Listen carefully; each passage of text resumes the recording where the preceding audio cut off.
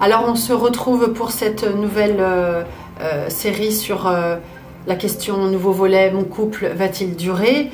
Donc encore une fois, on va peut-être pouvoir un petit peu dévier. Si on tire cette carte-là, le diable, attention, c'est une carte importante. Attention mesdames, attention messieurs. On a une personne, on a plusieurs choses avec le diable. On peut avoir une notion de jalousie, une notion de dépendance.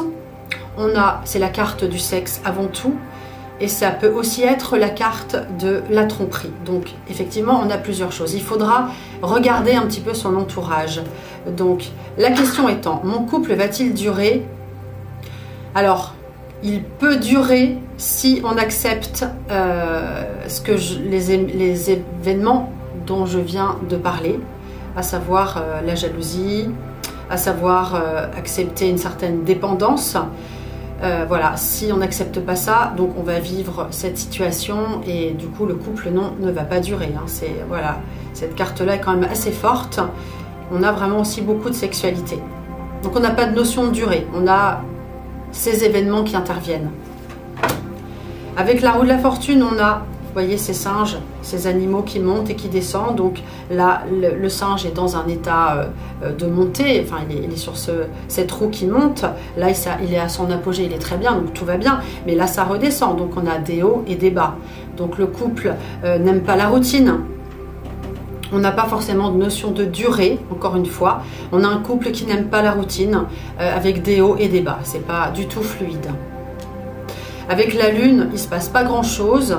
Cette carte-là indique plutôt un foyer, des questions. On a beaucoup de psychologie, un rapport à la mère. Donc la maman, mais aussi la mère, voilà. Mais là, dans le cas du couple, on est plutôt dans des questionnements et une baisse de morale. Donc on n'est pas dans la notion de durée, on est plutôt à un moment donné où on se pose vraiment des questions. Donc il faudra compléter cette carte. Mon couple va-t-il durer? Bah là, je pense que vous avez la réponse, et bien non.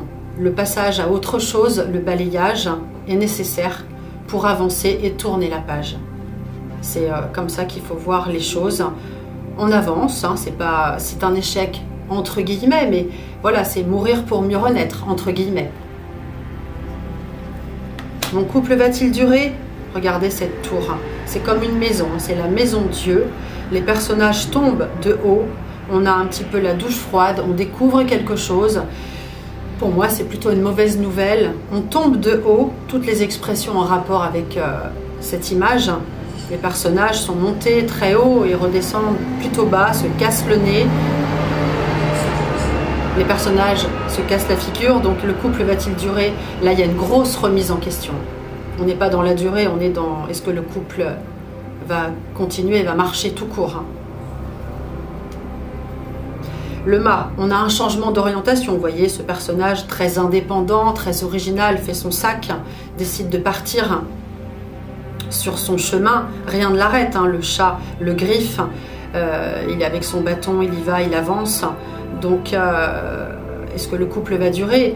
On a plutôt une notion d'originalité, de liberté. Donc, si on ne respecte pas ce choix-là, ça ne va pas marcher. On a un changement de cap et d'orientation dans tous les cas. On n'a pas de notion de durée là, dans ce cas précis. Ici, on peut avoir une notion de durée, mais attention, le pendu, il est un petit peu coincé. Il attend, il est très dévoué, beaucoup trop d'ailleurs, puisqu'en fait, il est pendu, il est coincé, il s'oblige à attendre, il est très dévoué, mais il n'est pas très heureux ce personnage. Donc le couple n'est pas épanoui. Ça peut durer, hein, par contre, hein, on a une notion d'attente, ça peut durer, oui, mais pas dans de bonnes conditions.